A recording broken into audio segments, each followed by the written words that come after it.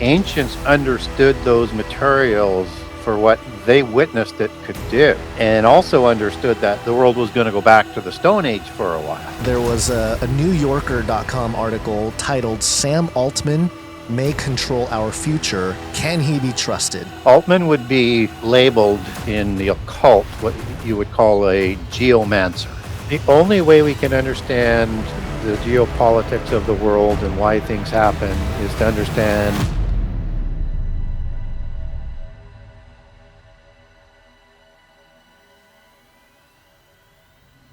It's been a decade since our guest today last appeared on Canary Cry Radio. It was October 2016 on episode 111 when the author of the Genesis 6 Conspiracy Part 1 and Part 2, Gary Wayne, joined us to discuss the Gnostic Conspiracy unfolding in the world order. Now, in 2026, it seems the agenda laid out by Gary and many other researchers in our niche have only accelerated. We had the COVID lockdowns to expose the old world order, and now the technocratic world order emerging in the Re-Enchantment promises a golden age. And considering the Genesis 6 paradigm is so central to the entire existence of Canary Cry Radio, it's only appropriate to bring back the man who has written 2 books plus a new fiction book titled The Oprimo Conspiracy, who calls himself a, quote, Christian contrarian, who has maintained a lifelong love affair with biblical prophecy, history, and mythology. Welcome back to Canary Cry Radio, Gary Wayne. Well, thank you for inviting me back. And so happy to be here again, and looking forward to the show and the discussion. And thank you for introducing the book that released about a week and a half ago. It's this one, and it's the gold one, if people can see in the background. It is a nonfiction book. I'm sorry, it is a fiction book versus a nonfiction book. And it's called, subtitle is AI's Covenant with Babylon. And perfect. It's taking my research mainstream, but through a narrative and talking about the end time. And the co-author is Bill Carmichael, and he is the publisher of Deep River Books, that Entrusted Books, that publishes me. And we're working on the second book, and we just went through the outline of things yesterday for a sequel on it. It's going over reasonably well, and looking forward to doing that. And then maybe another third book in my Genesis 6 series as well that'll come down the road. You are a busy guy, man. You are keeping busy, you know. Yeah. we got to talking a little bit before the show, and we had to stop because it's so special to have you back on the show. And it's funny because we're in year 14, or maybe we're in year 15. I don't know, year 14, 15, doing this. And it was fun because recently we started seeing our buddy Gary Wayne pop up on the timeline everywhere. You know, you're popping up on shows, you're doing podcasts. And we go, hey, look at him. He's going. That's great. It's great to see him. And it didn't even occur to us. And I suppose this is just what happens in life. We go, man, Miss Gary Wayne, wonder what he's up to. When was the last time we talked to him? 2016? What in the world? It's been way too long, man. And you know, it's almost disturbing to see in the context of what mainstream's talking about, what I don't know, the internet's talking about, what X is talking about. Back 2016, talking about, you know, giants and the Nephilim and weird Christian fringy stuff. You know, we were punk rock, man. We're in the underground of the internet. And look at you now, buddy. You really made it. It's really crazy to experience. Yeah, it's been interesting for sure. And back when I came on the scene, I think, and as we were talking before the show, that this topic wasn't mainstream, giants and prehistory and everything that goes along with it. And I remember, you know, doing shows starting in about 2016. And I did a few in 2015, but it was mainly 2016 when things really sort of launched for my book and for myself. And I was going not that deep on a lot of topics when I would talk. Hmm. And the social media, when one of my podcasts that I've been on, or one of the ones I, was guesting on, would release, there'd be this another, all of these tagging of the shows and posting in different Facebook groups and things, and saying when Gary Wayne downloads another mountain of information, and I'm going, I've just barely scratched the surface here, and I'm afraid Yeah. that I'm going deeper and too deep, because I didn't want to lose people, because the topic was not linked together well, and it certainly was more superficial than anything else. So what's changed over the time is how much more information is out there, and how deep we can go on topics. And for Christians, it's almost a revelation, because as we know, most churches don't teach prehistory and prophecy. Yeah. And so getting this information is kind of an almost enlightening for people, almost a bit of freedom. There's a shock that goes with it at the beginning that we all go through. But yeah, I think it's changing the dynamic of Christianity right now. Yeah, Yeah, I totally for agree. sure. I totally agree. We're seeing so much. We're seeing this revival of at least Christendom, or interest in Christianity and things like this. And it's interesting to see, hand in hand with it is all this deeper. Sort of, we always called it like fringy Christianity. I don't know if that's the right word for it anymore. But what I love about us getting to talk today is everybody's had a decade to catch up and lay down that sort of foundational information, so we can just kind of go off the rails here. And I'm even more excited because it's not just the knowledge of the body or the knowledge of the public who has kind of caught up. World history itself is in a totally different place than we were when we first spoke in 2016.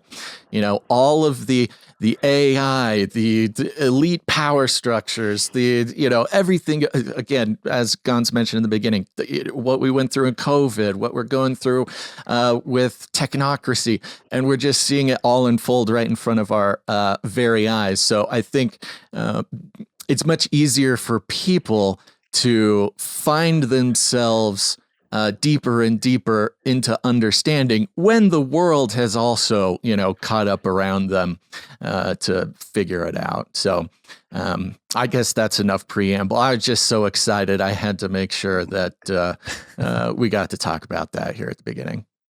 Yeah. Any thoughts, Gary, on that? Or you? Because Oh, yeah, absolutely. I Yeah. mean, and one of the things, that would prevent you from wanting to get sort of too far beyond for people, is how do you imagine a world that we're in today back 10 or 12 years ago? You Yeah. might have some glimpses of it, but you don't know how it actually will manifest. Right. And now the challenge is to redefine where we are, so we have a better understanding to see where we're still going to go, which Yeah. is even more transformational in terms of um, how change will happen and to what level than what has happened in the last decade. Yeah. And knowledge is I don't know how fast it doubles now, but it's just with the AI that's developing and everything that goes with it. Is we have no idea how fast the future is coming. So don't want to get ahead of end time chronology, but we also want to be aware of how fast things can change. So Yeah.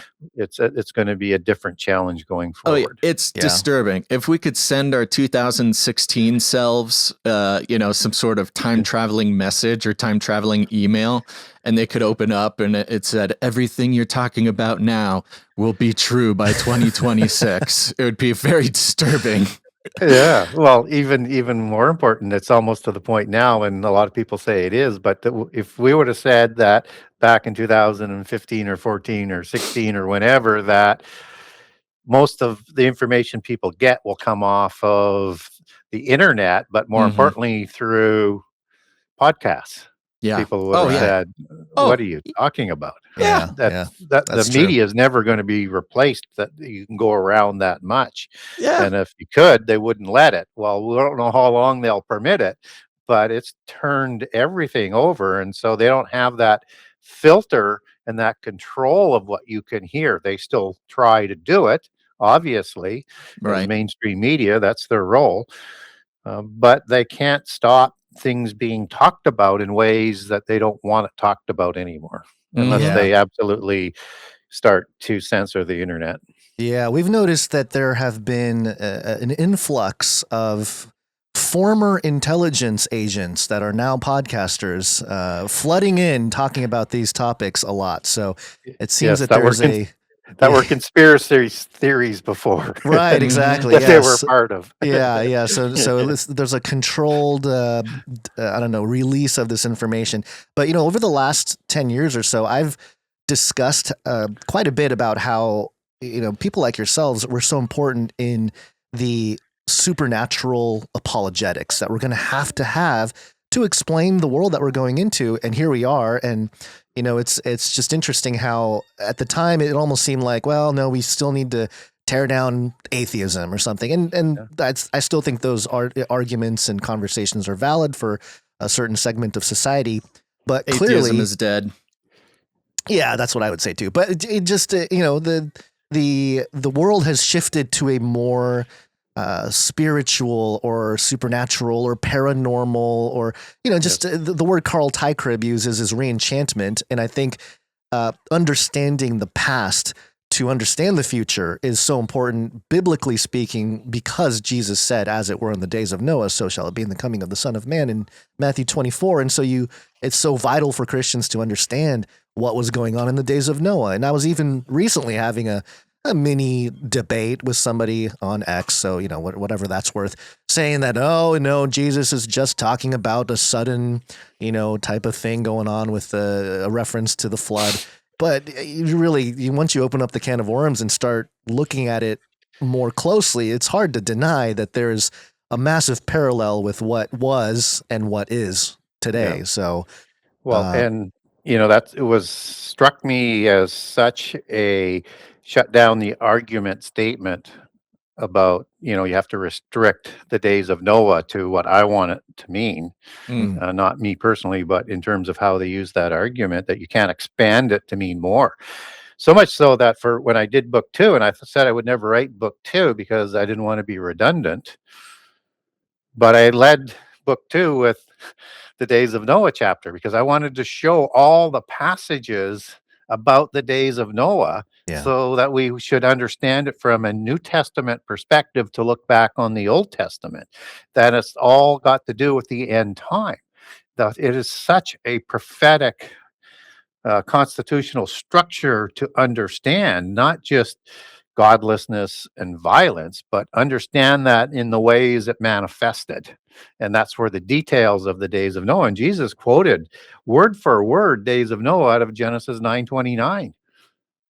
I mean, Yeah. and he lived 600 years before the flood and Right. 350 years after the flood. It's both sides that we also need to learn more about.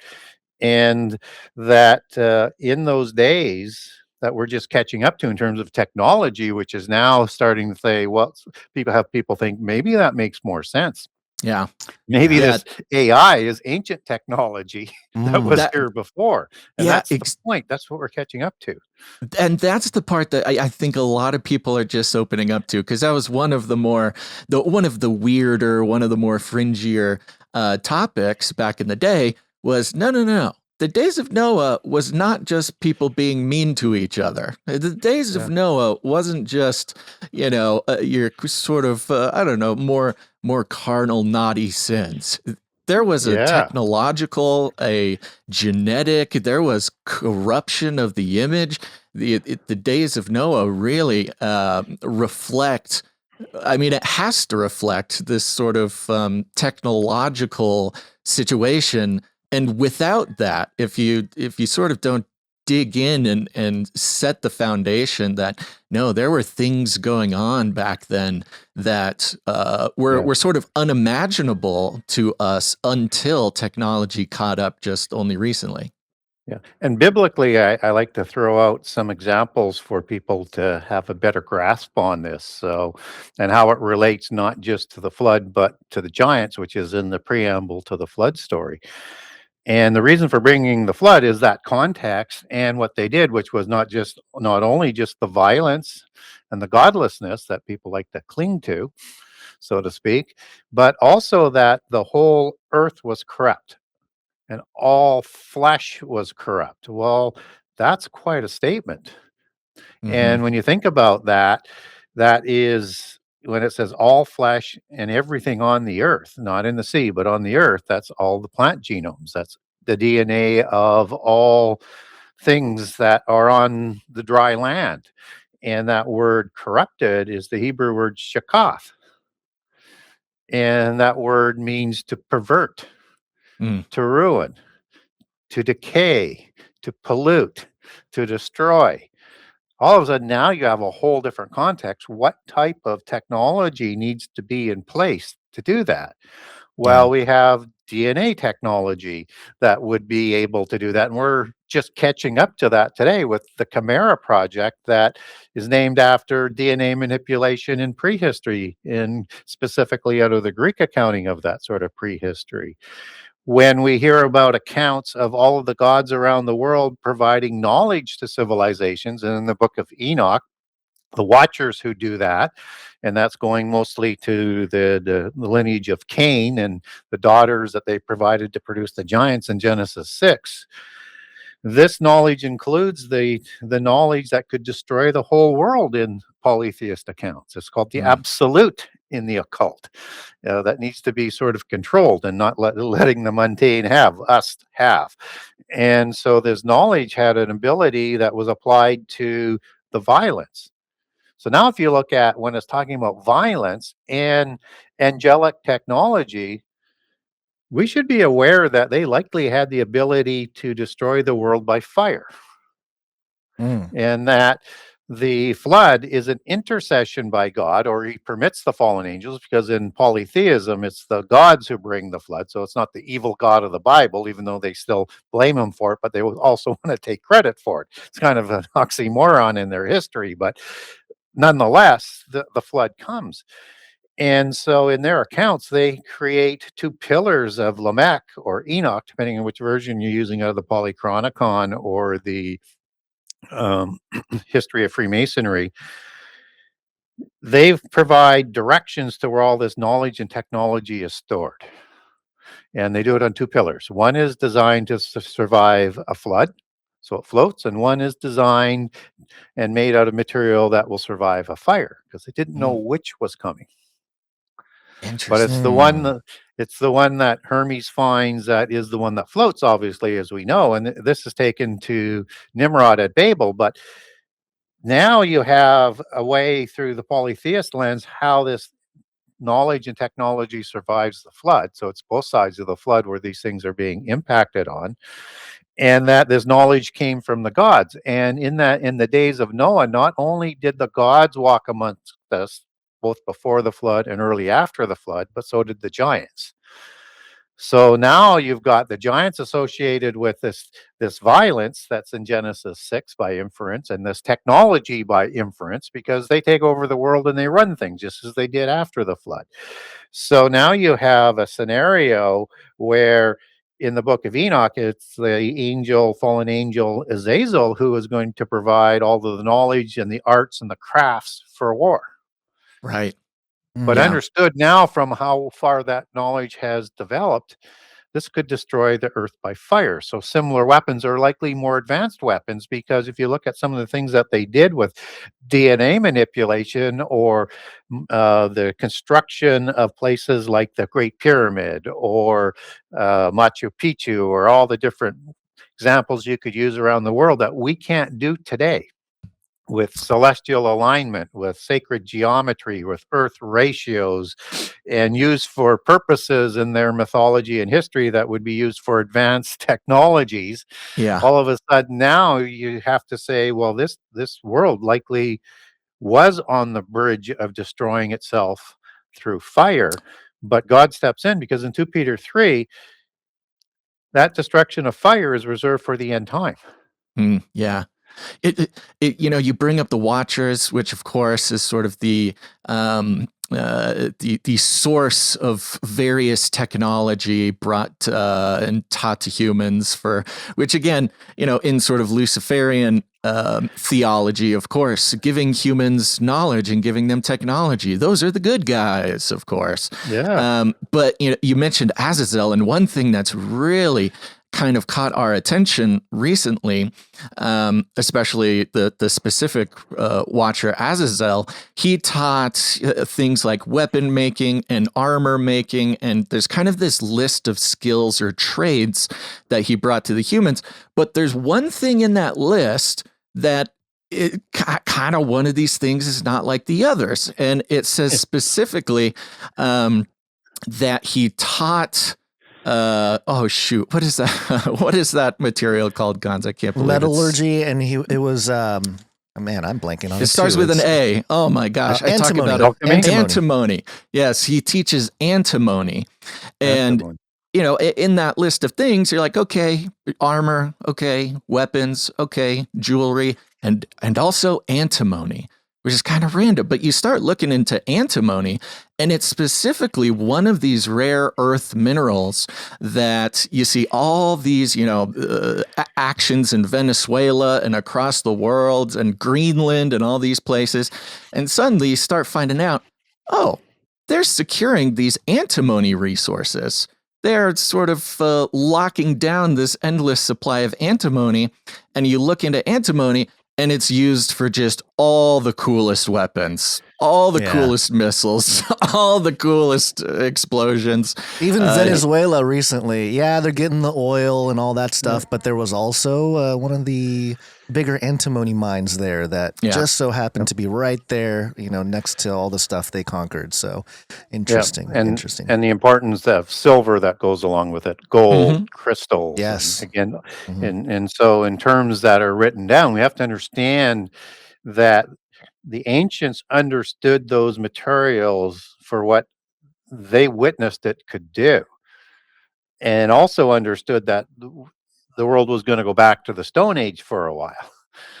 And so you have to have it survive in a way that will make sense when it starts to make sense. And that's in a similar period of time of technology as we're catching up in. So it's not just, it's going to be like the days of Noah.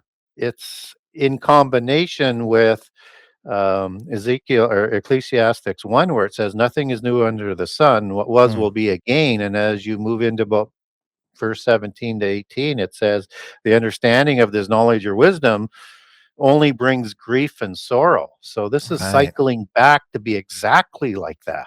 So if you put those two passages together, those are warnings that we need to understand prehistory to understand prophecy. And that's kind of basically the heart of all of my research. I love it. Absolutely.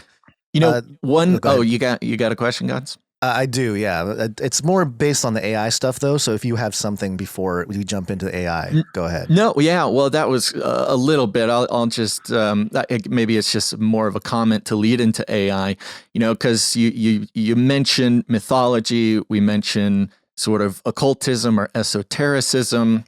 And then we're also having this parallel conversation about technology in the ancient world and technology sort of existing far beyond what we could imagine. And us now coming up to this time where technology and even just the spirit of and around technology is sort of steeped in this metaphysical or supernatural language, sometimes straight from, the Silicon Valley bros, the creators of the technology, using esoteric and occult or supernatural language to describe it. And it goes back to our buddy Carl Tykrib describing the Re-Enchantment. And I remember being a kid in Sunday school, and I remember being a kid in church, and there would occasionally be a pastor or someone who would say, as we move into the future, as we move closer to when Jesus comes back, it's not going to be like now where atheism is the coolest thing. This was like the early 2000s. New atheism was like this whole big thing, and everybody thought it was super cool and punk rock to be atheist. But there was this feeling that no, the supernatural is going to become more and more interesting to normal people. The metaphysical is going to, mass culture is going to start having more of this supernatural worldview, but it won't be the sort of Christian worldview, right? We'll stumble upon this new age of mythology and this new age of re-enchantment. And goodness gracious, if that's not exactly what we've experienced through mainstream technology and billionaires and the news and everything in the past 10 years, it's one of those things that's really tripped me out and has sharpened my mind to sort of pay more attention to the details of this. Yeah, and if we look at the ancient polytheist religion, we know it as kind of Western Gnosticism that produced things like Theosophy and New Age. The older name for it is like Zoroastrianism, both the Avestan and the Sanskrit version of it, and that's also the religion that was before the flood. This is a knowledge religion that came about because of the development of the knowledge. It is interlinked. So you're going to see, just as polytheists see in their prophetic outview or outlook, is that religion will reharmonize as it was of old in the days of Noah, both before and after the flood, back with the mystical religion that it produced. And so when you see the false prophets producing of science saying that we're going to destroy ourselves from the face of the earth, that will transition into the religious side.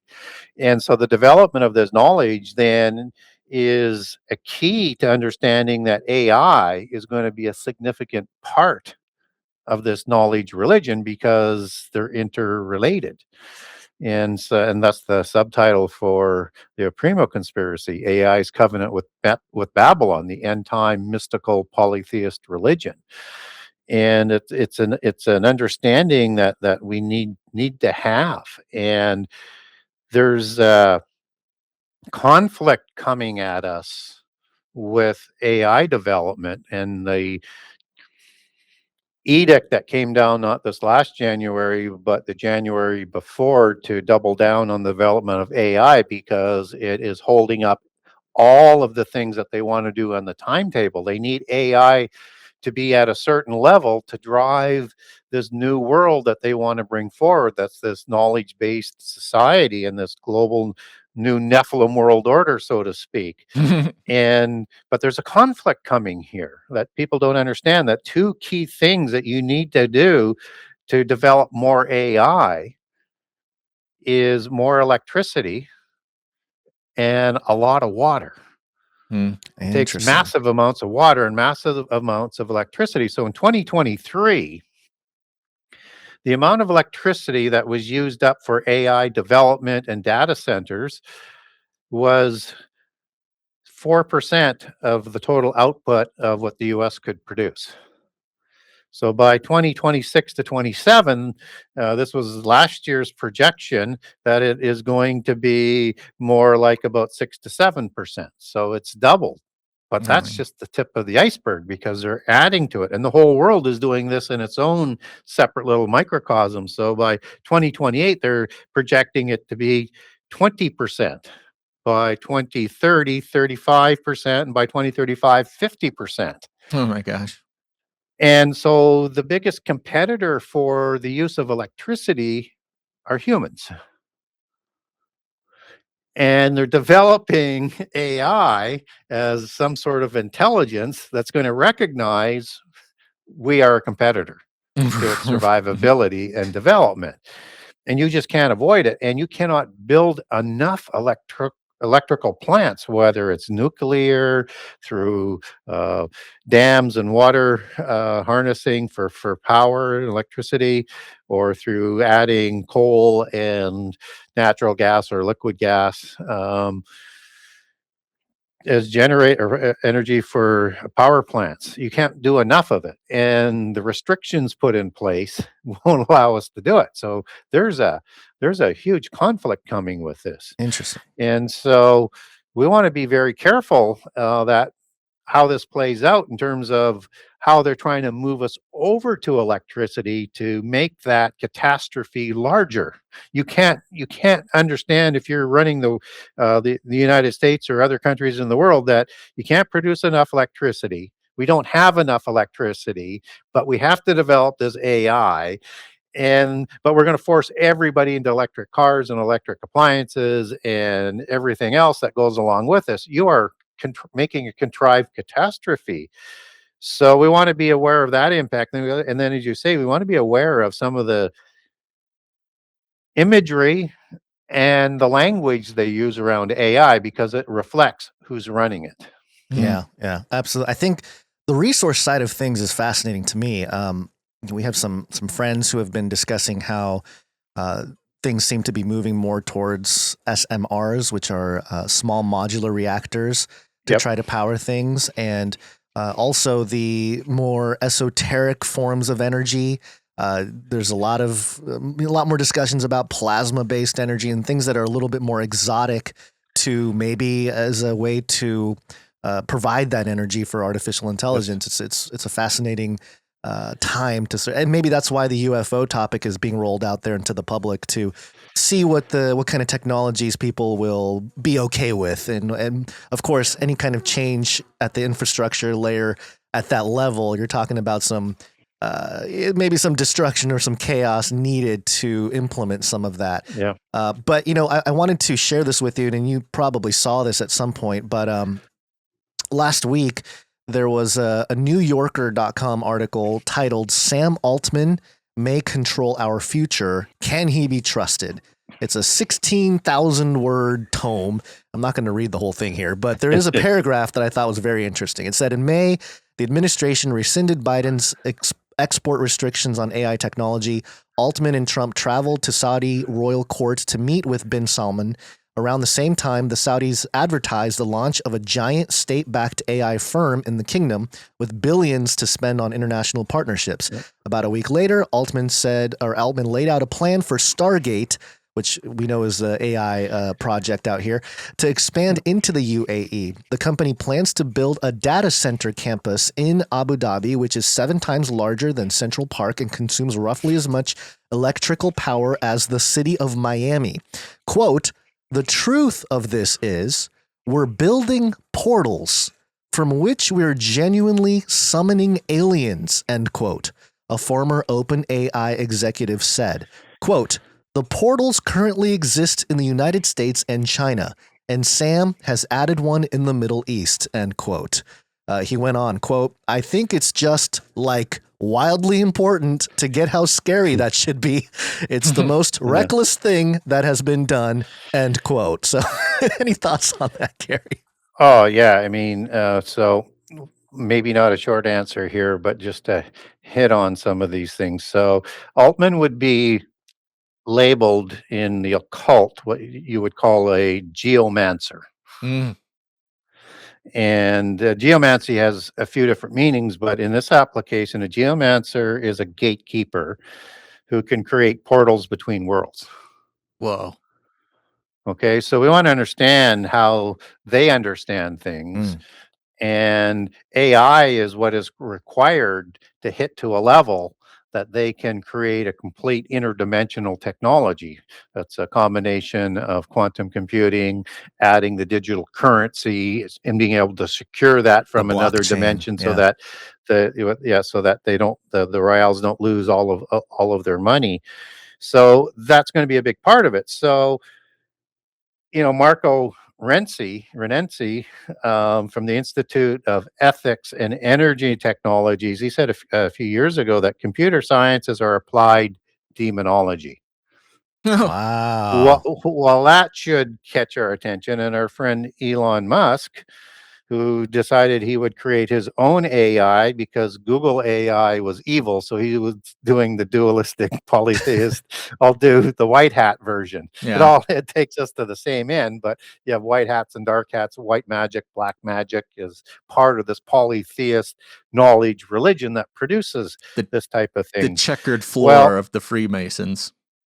Yeah. So he said with artificial intelligence, we're summoning the demons. Right. Mm-hmm. And again, people say, well, they're just talking in hyperbole, but no, they don't. They hide everything in plain sight if you listen to them. And that when we look at the invisible algorithms behind AI that guide the true agenda, objective, and the main sort of functions of it, and they use a jargon in AI technology that they call those daemon algorithms, the Greek word that gives us the word daemon, demon. yeah. Right. All of a sudden now we're starting to say, well, wait a minute, what's going on with all of this stuff in terms of the language that they're trying to do? And the Neuralink is creating, according to Elon, a symbiosis with AI, with the human brain and Right. AI. So if you know that demons are involved on this application of the technology, then we don't want to make sure we're not creating some sort of link to let demons into us. Right. Right. Right. And so while people will say, well, how can demons have any sort of association with an inanimate object?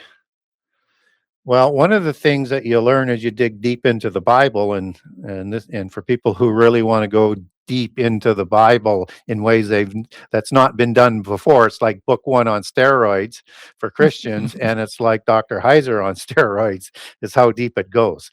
And so I talk about a term called teraphim that's used in the Old Testament. And typically we're told that idols can't speak. Right. Right. But there are talking idols, and they're called teraphim. Now, teraphim isn't transferred always as a talking idol. Sometimes it's just translated as an idol. So, in Genesis, where you have Jacob and Rachel stealing Laban's family idol, that's the Hebrew word teraphim there. And it's highly valued. And then we get this crazy incident that we don't understand. Well, why would, if it can't do anything for them, why would it be so important? Because it's a teraphim, it's a talking idol. Teraphim is rooted in a Hebrew word named Rapha, which is a giant. Nephilim is giant, but Rapha is used 25 times for giants in the Old Testament. In this case, the Rapha word is 7495, which means heal, and produces 7496 right after it as an extension of the meaning and carrying some of that meaning forward, which basically means a ghost or a demon spirit or evil spirit or a spirit of the dead. Yeah. And produces 7497, the giant. So now we have technology that somehow is around just after Babel, that is being passed down through Abraham's family, that Laban has one and recognizes, and it can do things for them. So this is some sort of thing that can hold a demon spirit. So that in Greek is called an oiketerion, which means a dwelling place for the spirit. And we actually get that in the Bible in Jude 1:6, for the angels left their habitation in heaven who did the crimes at the time of Noah. That word habitation is oiketerion. So there was a dwelling place for an angelic spirit in heaven, and they left that. Oh, interesting. And in 2 Corinthians 5:2, this is talking about our house on the earth that we have, which is, an allegory for our soul, body, and our spirit, because there's three components. And our spirit comes from God. And when humans die, it goes back to God in a sleep-like state, not the soul, the spirit. Not talking about soul sleep here. But disembodied spirits that roam the earth are spirits of the giants, because those don't go to sleep because they're a counterfeit spirit. So in 2 Corinthians 5:2, we have our house on earth, but we long for our house in heaven. is, and we groan for it. That house in heaven is oiketerion, dwelling place for our spirit. Wow. So this is an oiketerion, somehow, some way, a technological oiketerion that has come down after Babel somehow. Yeah. Now, bringing Babel into the loop in the polytheist account, Hermes finds this bank of knowledge that we talked about that was stored under the Great Pyramid that we now are learning has significant structures, and whatever is stored there, I guess we'll find out. But that's where they stored all of this ancient technology and knowledge that Hermes found, who brought it back to Nimrod. Now, Nimrod, he uses this in the polytheist account to this knowledge to build Babel City and Babel Tower. Now, in the Babel Tower story in Genesis 11, they're trying to build a ziggurat that's going to go into heaven. And in some of the outside biblical accounts, it actually has Nimrod being so narcissistic that he is going to climb up on on this pyramid that he's building, or this tower. They're all the same thing. Towers, pyramids, ziggurats are all the same thing in the ancient world, at least for the same purposes. And he's saying in these Antichrist-like speeches that if God gets out of line, he's going to go into heaven and slay him. Yeah. Right. Yep. Okay, well, slaying's insane. How do you slay something that's immortal? But how does he get there? How does he think he's going to use mud bricks to get into another dimension? Because heaven is in another dimension. Right. Well, in the Akkadian version, and there's versions of the Tower of Babel in Sumeria at Eridu. There's Central American ones. There's Armenian versions. There's other versions that survived, obviously through people who migrated from Babel afterwards. But in the Akkadian version, they call it Babalu. So they don't define Babel as confusion of languages. This has a different word. So El is at the end of Babel, Babel or Babel. Right. And some people say, well, a bell for Baal, possibly. But in the Akkadian version, it's ILU. ILU is a transliteration of El. El in Hebrew means an angel or a god. Mhm. Right. Now, Bab doesn't mean confusion of languages either in Akkadian. And of course, Akkadian, if for people who aren't familiar, that's one of the empires Nimrod created Right. Mhm. Yeah. after Babel, right? So you start to see an original polytheist understanding here through Nimrod. And that means a portal or a Stargate. Wow. There you go. So how great was this knowledge that Hermes delivered to him? Yeah, it must. Well, it was so powerful that the ancient secret societies of the royals take their constitution from the post-Diluvian side, because everything was washed out in the flood. But it's Nimrod who writes the first constitution for masonry after the flood, the ancient, not Freemasonry, this is the ancient masonry of royals. And he writes the first constitution, and he's their first grand master after the flood. And what's the religion of secret societies? Gnosticism. Yeah. Yeah. I find it so interesting. I love the way that you present these, I guess, look at these stories that if anybody's done any sort of amount of research or spent any time in Christianity, you know about the Tower of Babel, you know these things. You know, we have this sort of Christian modern biblical understanding, but it's so fascinating and extremely important to understand that the shady characters, the elites, the masters of the universe today, the technocrats, they know all the same stories, but their stories have been told in this sort of alternative, I guess maybe. It's like a paradigm. Yeah, this alternative paradigm. And the word you might need to remind me, but the phrase you used to describe it was the original polytheistic. Is that kind of the phrase you use for it? Yep. Yeah, kind of like the early mystery religion thing. And, you know, if anybody's ever wondering, like, is the Bible relevant, or is this sort of understanding of the sort of occult history of the world relevant? All you got to do is look at them both together, and you see, oh, they're telling basically the same story, but with different sort of endings, different understandings of what the point of the story is. I like to tell it that the history that we get through polytheism is seen through the polytheist lens. Right. Yeah. Versus the monotheist lens of the Bible. It's talking about the same events, but you know, it's not God they're talking about. It's the pantheon of gods. Yeah. Right. And they're not evil, they're the good people. And so everything's sort of inverted. But if you understand the lens, you can link events. And when we talked about this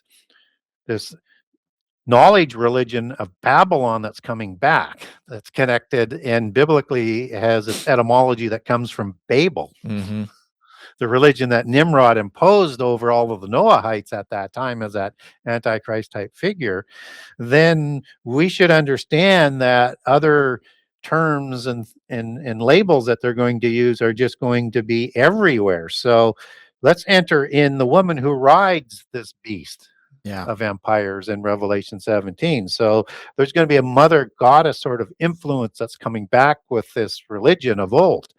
And it's the one likely, you know, we're going to get the standard Babylon from the beast systems and the daughters of Babylon religions after the flood. But the original one would be the mother religion. This is the mother harlot. This is the old religion that's going to be coming back. And in Gnosticism, understanding this is a religion of knowledge, their mother goddess is Sophia. Yeah.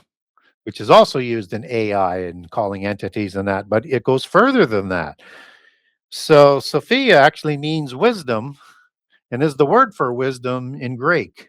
So if you go to the New Testament where it says wisdom, it's going to be Sophia. It's not talking about the mother goddess, it's talking about the wisdom, but it's Sophia that provides all of this wisdom, is the source of the wisdom, and is the source of all knowledge in Gnosticism that is equated in the Eastern religions as the divine essence, as it's known in the New Age, or the Atma particle that they're searching for in another dimension. And the reason why they're searching for that is because you can't measure it. It's invisible. You can measure some particles in at the quantum level and in other dimensions, but because you can measure it, they call that visible. But this is an invisible one that they're looking for that merges, that they call the Atma or the Atman particle. That is the source of all knowledge, equivalent to the divine essence. And the Brahman, as it's understood in the Hindu religion, and Avestan Zoroastrianism as the original religion that settled in the no, that's the Persian side of it. It's the Sanskrit that originally settled in this valley with the Indo-Aryans shortly after the flood. And so this Atma particle merges with a particle you could measure that holds all knowledge, that is transmitted instantaneously through all dimensions through quantum entanglement. So this is what they're looking for to provide all knowledge, which is one of the core things that polytheism defines godhood as immortality and knowing all knowledge, right? So it's a key to what is coming. So this source of knowledge, Sophia, when we look at the theology that's taught in schools and in universities, that's in a degree system, a mystical system where you're wearing black robes of the Mithraic religion of Rome and a branch of Zoroastrianism or Cathars and Albigensians, and you receive a degree, you have all of these structures of beast empires. It's all this polytheist knowledge that it was of old that they're redeveloping, and they name everything after their gods and their history that goes into this. Understand that Sophia is part of the word philosophy, which means the love of Sophia. philosophy is the theology of the knowledge, which is Gnosticism. Yeah, and I think they just hired a philosopher to guide the sentience of AI. I think I saw that on my timeline this morning. Yes. So, and I said they need to hire a theologian, but they're probably not going to do that. They did. They did. They just call it differently. Yeah, right. I love that you bring up the Atma particle and the quantum physics and quantum physical realm, specifically as the Atma, the source of wisdom or knowledge. Because in this era of developing AI, and everybody's asking the question, is it conscious? Is it sentient? These sorts of things, which parallels this other sort of channel of study, category of study, which is the category, the study of consciousness. So you have these consciousness researchers and these AI researchers.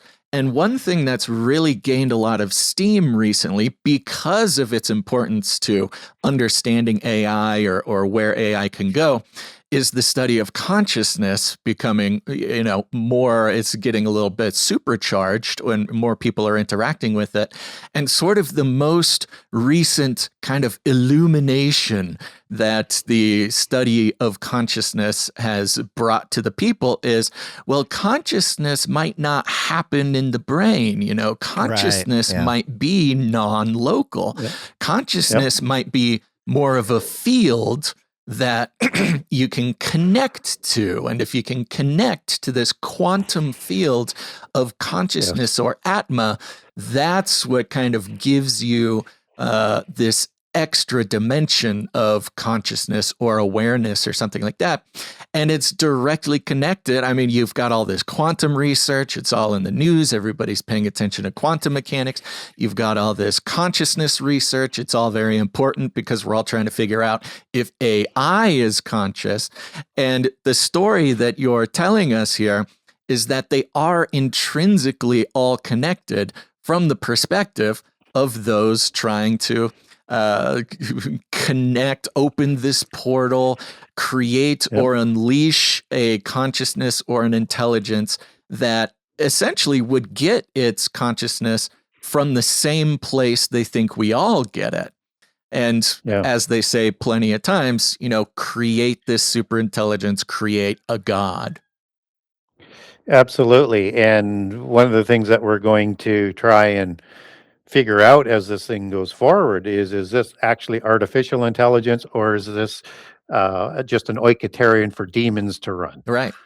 And I'm going to come back to that in a second, but if demons are the actual entity in there, and we're going to have demons running our military and everything else, there you go. That doesn't bode well for humans. And so when we look again at the scenario with Nimrod, if he had this knowledge, he was likely trying to develop this angelic technology that could go into different dimensions and create portals. And which is the real reason why God probably stops what's going on. Yeah. And we get a hint of that knowledge as acting in one language and one people. Nothing they intend to do will be preventable from them doing. Yeah. So this is an intercession again to let things play out until the ordained time. And Nimrod is trying to do what Antichrist will do in Daniel 8:10. And in that passage, he is going to go into heaven, and this is the same time frame as the war in heaven in Revelation 12 prophetically at the midpoint of the last 7 years, and is going to throw down some of the starry hosts. So Antichrist is the one that is reserved to be able to go interdimensionally, not Nimrod. And so again, part of the reason of the intercession. Now, portals are a constitutional doctrine of polytheism and mysticism. And I talked about the Raphaim in conjunction with the teraphim, the word Rapha. Well, we have an interesting set of ancient records called the Ugaritic texts. And in the Ugaritic text, it's talking about the Raphaim that are created by the Baalim Council that's also in the Bible. And this is in the original Semitic, which is almost identical to the Hebrew language. in its original format without vowels. And so even with the transliterations, as they put vowels and H's in for, like, instead of Nephilim in ancient Semitic, that was NPL, it's got the vowels in there and the H, just as Raphaim would be RPM in the original Semitic, and you put the H in there as well, and the vowels as the language comes downstream. So the kings of the Ugaritic text are part of the assembly of the Detanu. We would understand that from polytheist entertainment as the Lord of the Rings, or as the round table of kings of the Grail. This is the assembly of divine authorized giants that they created, because the Baalim create the Raphaim giants after the flood.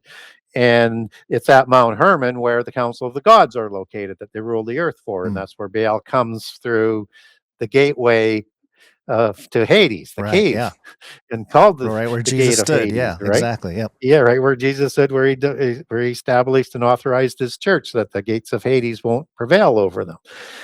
And Baal would come through regularly to inspect the physical world, and his location is polytheist heaven and Hades or Sheol.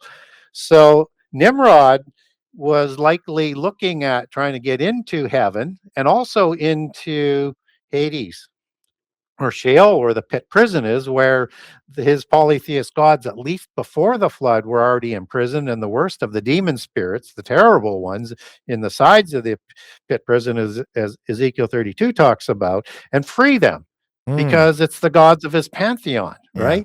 And if the offspring gods who take over, like Baal, who took over from El, his father, and did the same crimes, like create the Raphaim, like they say they did in the Ugaritic text, then they may have been sent to the pit prison by that time as well, for creating giants and the same crimes as the parent gods did before the flood.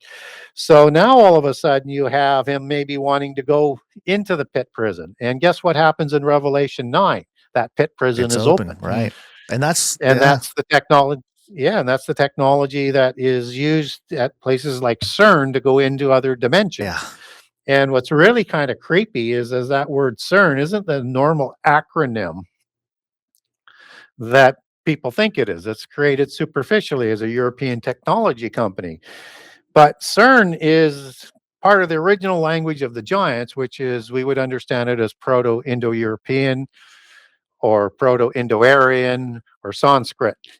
It's all root Indo-European, Indo-Aryan languages. And in Proto-Indo-Aryan, CERN, CERN, and also pronounced and spelled as it comes down in other Indo-Aryan and other languages with evolution, with a K, so KERN, so Kern or CERN. It can be pronounced either way, which people have to understand, that if you're looking at words transferring into Greek, for example, how is that going to be spelled? Right. It stays as a K in Hebrew, because Keren is the Q there in the Hebrew, but it means a horn.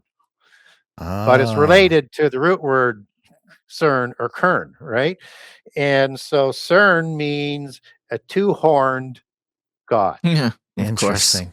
Okay, so now so we have like Odin as a two-horned god. You have Cernunnos as a two-horned god, or Hern, which is probably just a transliteration of Kern or CERN. And you have in the Etruscan, which is Proto-Latin, just as Scythians are Proto-Greek. It's people that would have lived there, giants, before the Babel dispersion, where the humans migrated to and intermarried with. They have a god in their pantheon named CERN, CERN. Right, yeah, I mean, you yeah. can't get more You can't obvious. make it up. So you have this god of knowledge in the book of Enoch, a fallen angel who provides all of this knowledge, who is now depicted as a goat god, right? That is providing all of this knowledge, and he's degraded from whatever watcher status he was, likely seraphim from the descriptions in the book of Enoch, but degraded as a Satan. Azazel is one of the seven Satans in the book of Enoch. Right. Just as Satan was degraded from his status down to Satan's status, and also associated with a goat. So there's a connection here to understand, and that the Templars were a polytheist religion at the adept level, at the Grand Master level, and that they worshipped a god named Baphomet. Of Right. course. Yeah. So it's translated, it's transliterated and added into the French language, and we go Baphomet. So what does that mean? And you have to know how that would come out of the original Indo-European to figure out how it gets there. But the P and the PH with that etymology that we talked about with Nephilim and Raphaim is in play here. So you could get a downstream of Bapo or Baffle. And one becomes a slang word for father. But in the original Indo-European, it's crystal clear. Bapo or Bafo means father, and Met is Mitra. So this is now Father Mitra. Right. Mitra is the chief god of the Mithraic religion that I referenced, that was part of the Roman religion that merged into Roman Catholicism at the time of Constantine. But it was a branch of the original Zoroastrianism, and in this case, the Avestan Zoroastrianism. But it has the similar meaning and an understanding in the Sanskrit version. Mitra is a god that is the same, has an equivalent god in the Sanskrit version that we understand today as Shiva. And I won't go through all the minutiae on this, but Shiva has a metamorphosis but it's associated with original god before the flood, which would be equivalent with Mitra in the pantheons, because they're the same religion. One's Avestan Persian, one is Indus Valley, Indus River. So, this is the destroyer god who destroys the world by fire in both of those applications. Shiva is the one that is celebrated at CERN. And Mitra is the same god who comes back at the end of the age as Shiva does to destroy the world by fire and then recreates. Right. So it's the same god, right? So the worship Mitra, but you could also now make the connection here that Mitra is Azazel. As one of the chief Satans, right? Okay. And then one last sort of little connection here that sort of, ties everything together. The allegorical name for the new Buddha in polytheism, the dragon Messiah, the Antichrist, as we would know, is Lord Maitreya, who is, as you look at Maitreya, is a sort of a transliteration of Mithra. And what both Shiva and Mitra do is they incarnate into people. This is the Christ consciousness that they talk about in the New Age. And so, and in the end time, they will incarnate Azazel, Mitra, or Shiva, the same God, different names in different pantheons, will incarnate into Antichrist. And this is the one that Alice Bailey wrote about, that in the era of the externalization of the hierarchy, when the gods become visible, the council of gods that I referred to through the Baalim Council at Mount Hermon, they'll make themselves visible, but Lord Maitreya makes his entrance, even though we don't know who he is yet. He's on the stage somewhere in their belief system. 2025 year was that jubilee when that would come through. Wow. And I remember Benjamin Krem was the guy who was preaching Maitreya at the United Nations and even had a whole room dedicated to Maitreya, if I'm not mistaken. Yeah. This is several years ago. This is maybe 25, 30 years ago. So this has been in the works for a long time. And just to touch on one scripture that you mentioned, because it's one that we bring up often, and I'm so happy to hear just a lot more connections and putting teeth to the argument, because Revelation 9, when the abyss is opened, that's when these individuals, these men, will seek death and not find it. And we always speculated, in a sense, just sort of projecting that maybe this has something to do with this seeking of immortality of these tech bros. And, we always play this 6-second clip of Jared Kushner, the son-in-law of our current president, Donald Trump, saying this. My generation is, hopefully with the advances in science, the first generation to live forever, or the last generation that's going to die. This is a guy doing all kinds of negotiations with the Middle East right now. He believes that we are either in the first generation that's not going to die, or the first generation to live forever, whatever it might be. So, or the last generation to die. So they're already looking at all of this technology, and they must be itching, because they know how close they are to fulfilling some ancient mystery school promise from aeons ago. It's very fascinating that we're at this time to be able to witness some of this. Yeah, and that is the promise that I think is going to go along with the Mark of the Beast system, which is some sort of technological implant system still being developed, obviously, but we get our understanding of it today, but it can go multidimensional for the knowledge. Yeah.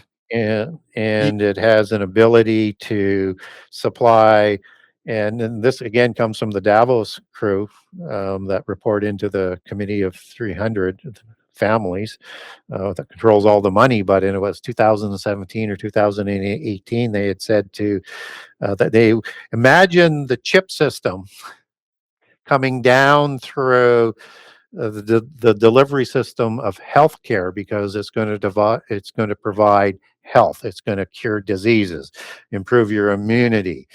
And they need the AI, again, to develop with quantum computing to make that go interdimensional, which is something that's going to be coming down. But what it does do is now do something that's going to change your DNA somehow, some way. Right. It's going to cause a connection with the divine essence, which could be a sin against the Holy Spirit as well. There could be multiple different ways that those who take the mark are going to be in the lake of fire forever. A sin that's not forgiven is the only one that blasphemies the Holy Spirit. So it has to have something to do with that, and similar to what crimes these fallen angels would have done. Right. And, everybody has always been wondering, what's the mark of the beast? What it's going to be like? Is it a chip? Is it a this? Is it that? And there's lots of possibilities. As technology goes, it can look a lot of different ways. But everybody remembers kind of during 2020 COVID era, when everybody was waking up to all sorts of crazy stuff going on. And Bill Gates's quantum dot tattoos. People found out about that, and could that be the mark? And everybody gets outraged, and Bill Gates gets sort of slammed in the media, and he kind of disappears. And there's kind of this idea like, oh, good, we defeated the quantum dot tattoo because we made fun of Bill Gates on the internet. And then here we are 6 years later, and there's this new explosion of announcements that no, they've been working on the quantum dots the whole time. It's still there. It's basically ready. And so, these things kind of stick around like that, even when those of us just trying to live our lives aren't necessarily thinking about it. And, just real quick, you had mentioned the portals, and how portals really, a lot of what all this kind of revolves around is this idea of portals, or this back and forth from the spiritual realm or the metaphysical realm or whatever it is. And, we can get these sort of stories from the ancients, and then we see that reflected in various technologies. And it's funny because it's the technology aspect of it today is connected, but it doesn't necessarily replace the sort of practice of these mystery schools and the sort of spiritual practice of these things. Because portals, of course, as we know, take many sort of architectural forms. And if you, look into Freemasonry or the mystery schools or these types of belief systems or narratives, arches. Arches are a long-standing sort of, at least, monument to these portals between the spiritual and the divine, and it's a big part of Freemasonry. And on that picture, it's not just one; it's a triptych. There's three arches. Yeah, and we just, Trump, of course, has done a lot of things to make people wonder these days. But he, here, after all of his successes and after his military domination of the Middle East, he proposes building this triumphal arch in DC.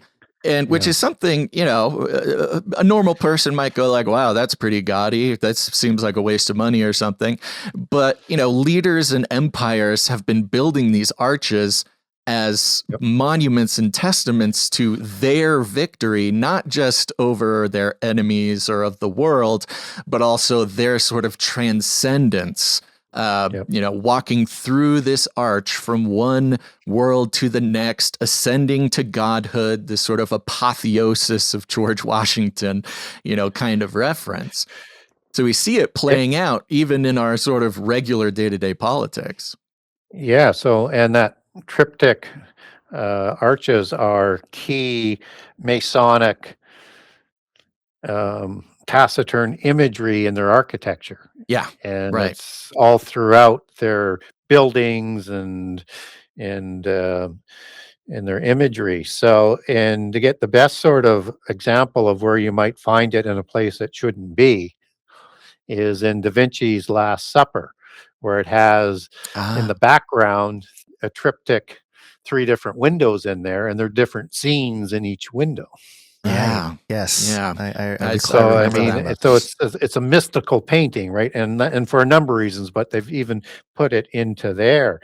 And the Grand Monarch and I write about the Grand Monarch in book 1, Lord Maitreya, as he'll be known as, is going to make, if he comes from this particular bloodline that's associated with the De Guisers, and so like the Rollo bloodline of the St. Clairs, and maybe part of the Anjou that might be grafted into it. And I said, if he comes from them, but they have a tradition in their system that this Grand Monarch that, and notice the word arc in there, the Grand Monarch that is going to be the one who leads the world is going to make his entrance at De Guiser's castle in the lane where this grand arch is located. Right. So if you want to be an Antichrist figure and you're familiar with polytheism, you're going to want to have an arch for yourself. Yeah. And I'm not saying Trump's going to be Antichrist, but I said if you wanted to be, you might want to look at that. That's good. That's kind of how we talk about it too.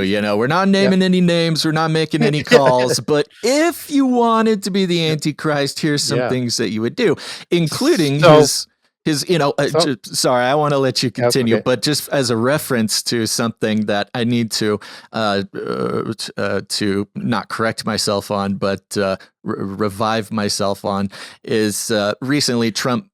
There's all this hullabaloo about Trump posting himself as Jesus in that image, and everybody freaking out, calling it, blasphemous and things like this. And we were pointing out, well, I mean, he's kind of wearing the classic Jesus robe with the red sash, and you could see how people might think that. But it was since pointed out that if you actually look at his robe and his red shawl, it much more closely resembles the magician card in tarot. It's almost the exact same thing. So while people are, getting angry that he's sort of putting himself in a Christ figure, which that's already, not saying he is the Antichrist, but if you wanted to be the Antichrist, you'd present yourself as Christ.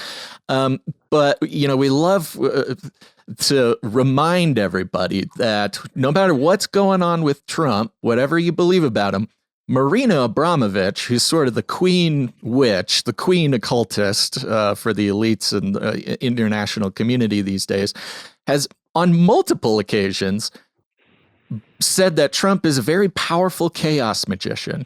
And she even says, whether he knows it or not, he's a very powerful chaos magician. And then in the mystery of why in the world Trump would have posted this picture of him, of which everybody has something to say about, there's lots of things to say about this picture. Yeah. I mean, he is straight up wearing the costume directly off of the magician tarot card.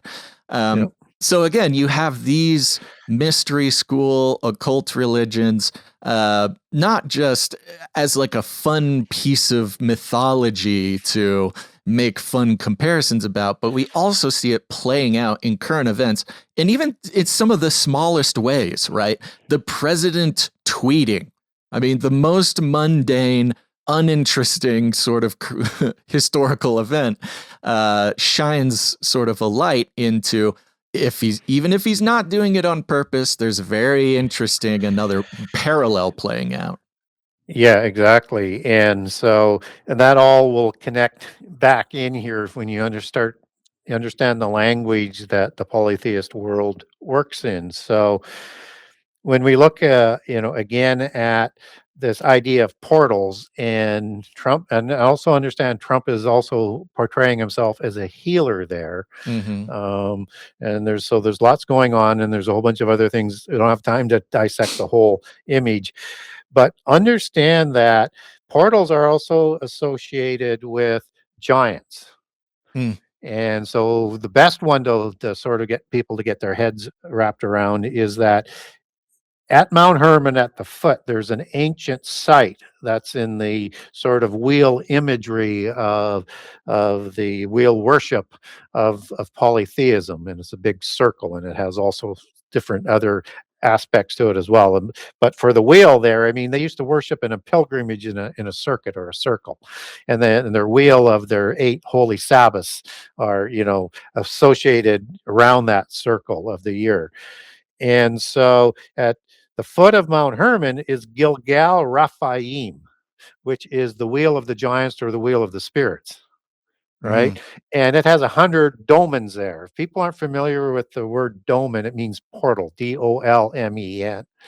And that if you Google dolmen, you may get these sort of mini Stonehenge things that has 2 side stones and then 1 capstone.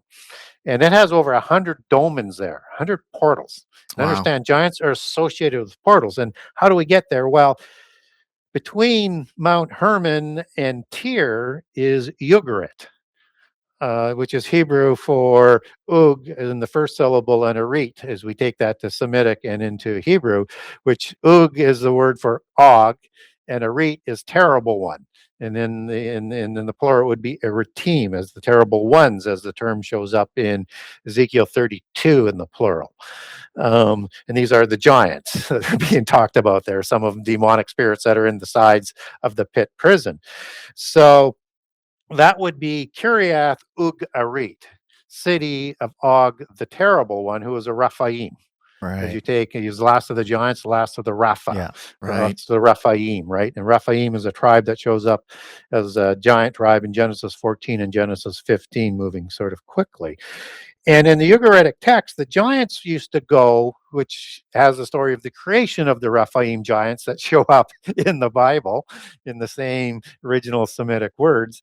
It has the Raphaim giants as being not just the rulers, but also the giants, but ones who would go back and forth between the other world and this world, and particularly at times to try and parade a fallen one who died, to the other world to be with the gods.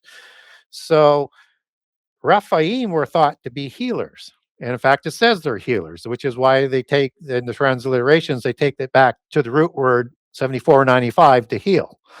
Versus 7496 was when they die, they become a disembodied spirit, a demon, or as they're living in this world, a giant, 7497 in the concordance. So they could heal themselves and heal others. Interesting. Which, yeah. Yeah. Prophetic terms in Revelation 13 with the healing of the wounded head. Yeah. That's how you get bloodlines that sort of like linguistic reference to Jehovah Rapha, my healer, that kind of thing. Yeah. And by the way, and Raphael means healer of God or God heals. Yeah. And for those who might be wondering what all of these numbers that you keep saying are, in case there's anybody who doesn't know, these numbers are the definition reference numbers in Strong's Concordance. Is there another concordance? Yes. That's the one I use, Strong's. I use the original one, so you get the full definition. There you go. So just in then case... Then I take it back to Strong's Cyclopedia, which gives you even more information. So there you go. He's given you the resources to go look up these definitions on your own if you'd like, just in case anybody's like, why does he keep saying 724 and all these things? Yeah, just in case people are checking which word I'm using. There you go. I like to throw out a little bit of veracity to it. So they were very hard to kill because they could heal themselves. So if they lost a hand, they could grow it back. Interesting. Right. And so the only way you could kill them was to take their head, to do something so suddenly that they wouldn't have time to repair themselves. And then there's a lot of Like debate in the occult. Goliath. Was it just DNA, or did they lose that at some point in time and they had to create technology to do it? Or was it both?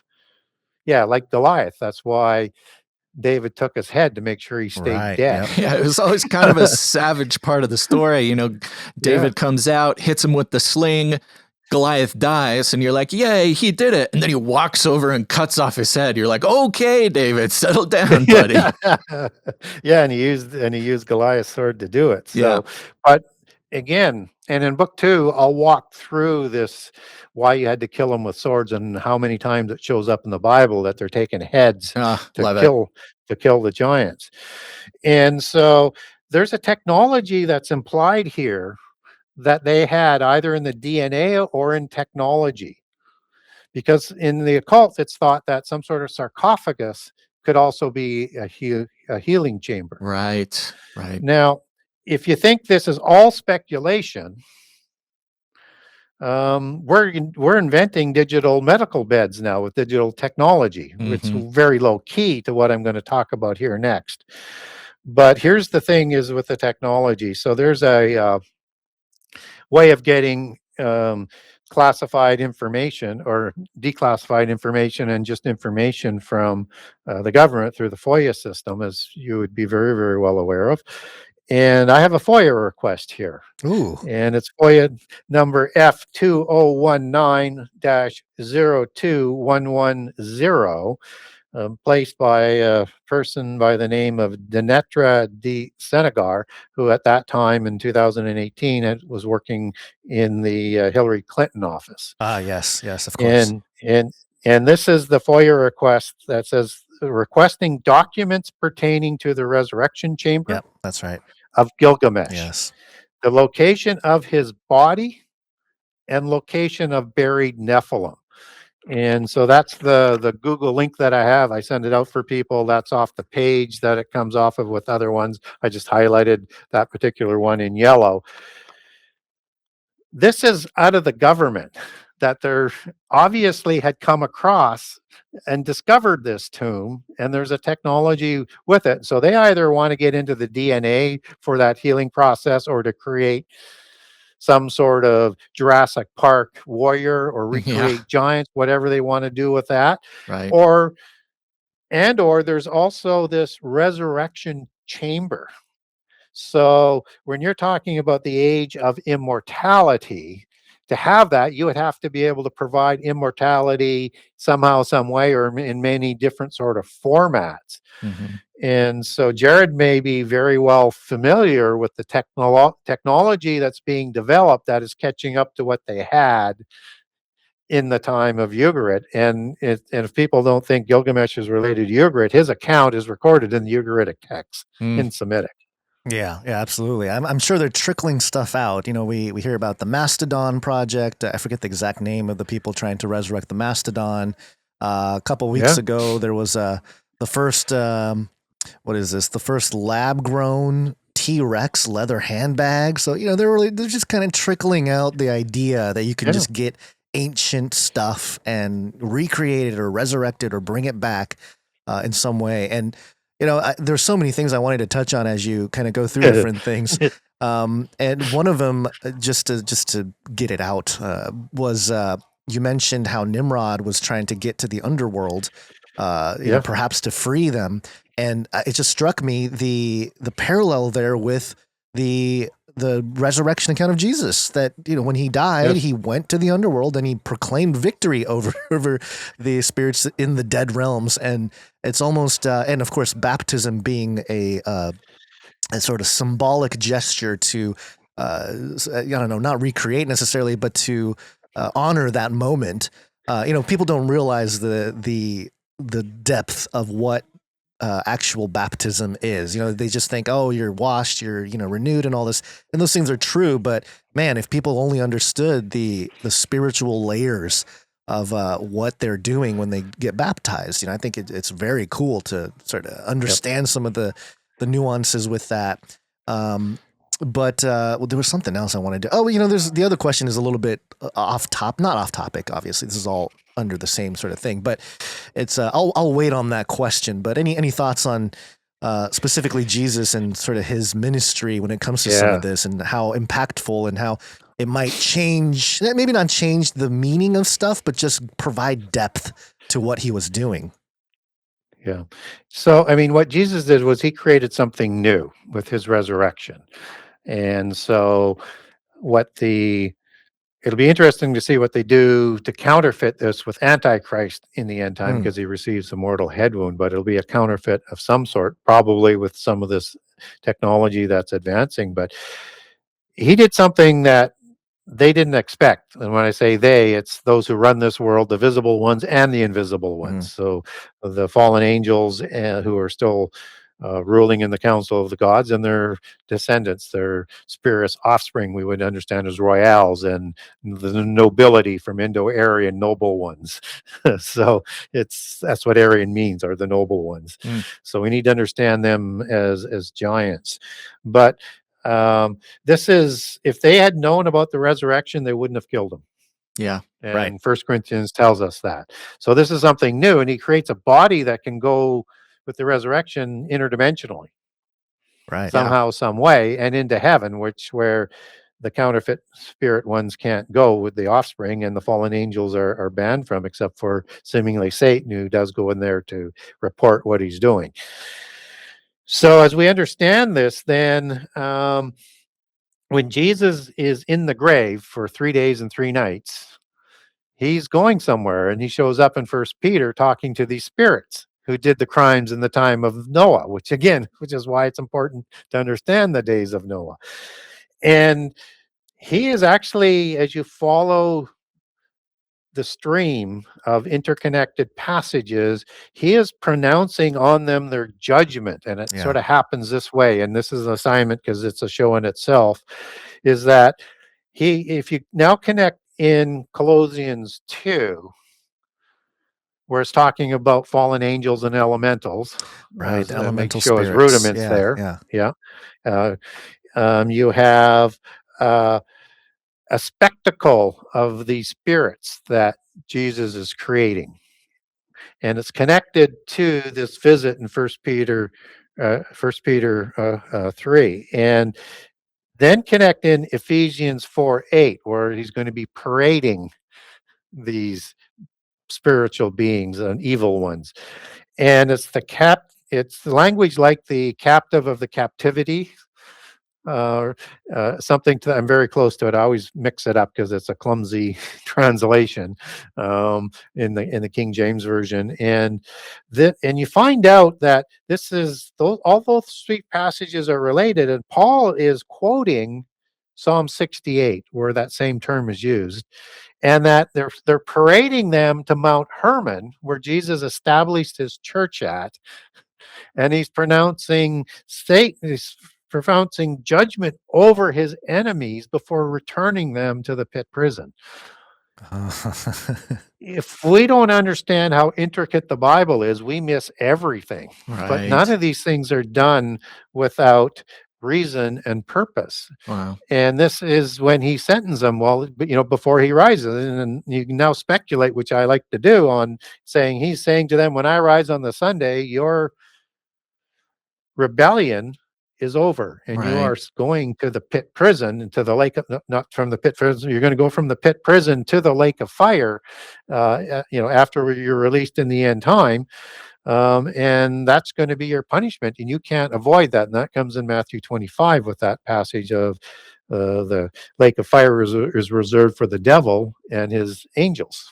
Right. Yeah. No, I love that. It's just so much depth there. And it's one of those things that I wish more Christians would tap into, and especially churches, that they would, there's so much meat there for the spiritual side of things that, it is just missed in the church when it comes to some of the stuff. And it's more of just a tradition or a ritual. And, I try to inform my community members of people locally in my church of some of these things. And sometimes their minds are blown. It's like, oh, but it's not too difficult to understand. You don't have to go super deep into the weeds of the Nephilim and all that to even explain it. Yeah. But at least it provides a little context as to what Jesus was doing, and I think it's pretty remarkable. So, Yeah, and here's a description for people to understand about these spirits in the prison here. So in Ezekiel 32:21 in the KJV, it says, "The strong among the mighty shall speak to him from the midst of the hell." And they're talking to Pharaoh, who is another terrible one. And so they're called terrible ones all the way through, which is that Hebrew word arit and a retim that we talked about, that is Og is associated with Ugarit. Well, the strong there who are in there is the Hebrew word El. So that's the fallen angels. And then in the sides of the pit that are speaking out of there are the mighty. That's the Gibor, the Gibborim, that's used to describe giants. And we get individuals that are described as terrible ones that would be associated with giants, like the original giant of Asher, for example, and other ones that are listed throughout that account. So that is one of those very, very important passages that not very many people understand. And the branch of the terrible ones is destroyed in the end time at Mount Hermon in Isaiah 25. It's a special branch of terrible ones. And this is a special seed line that's been with us all the way through, which is why it's important to understand the giants.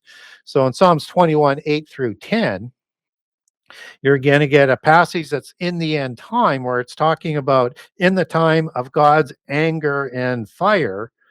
What he's going to do is, he says, with their fruit, he's going to destroy from the face of the earth. And here's the punchline on it. And not just the fruit, but he calls them and their seed from among the children of men. Right. Yeah. There's a bloodline war that's going on that begins in prehistory that's been with us all the way through. And so this is going to be taken care of in the end time, which is why it's important to understand prehistory and everything that went with it to properly understand how it's going to be like the days of Noah. Yeah. How does the seed war express itself today? Like, what's the current state of affairs there? Well, look for them to come out of the backgrounds. They've been kind of pushed to the background. We would understand the seed line as the royales. And we should understand that term royale, Royal, is two words that comes out of Old French. And it has an etymology. So Roy, Roy, is for wa, or Roy, as we would transliterate it, for a king. But it's rooted in the Latin of regal or regal and regalness, and words associated with royalty. And AL is a transliteration of IL or ILU or EL. So when you see Baal and people translate that as Lord God, that AL is a transliteration of EL for a god or an angel or the God Most High. So Royale is kings of God. Wow. And just as the term I use in book one, the Latin term that they like to use is Rex Deus, also meaning kings of God. Rex and regal are related in the Latin language. And it all goes back to Indo-European for a root word, reg, reg, for ruler. That's so interesting. Yeah, so these are the ones, as I talked about earlier, who receive their divine right to rule from their celestial mafia godfathers. Yeah, the Council of God. Celestial Mafia Godfathers, yes.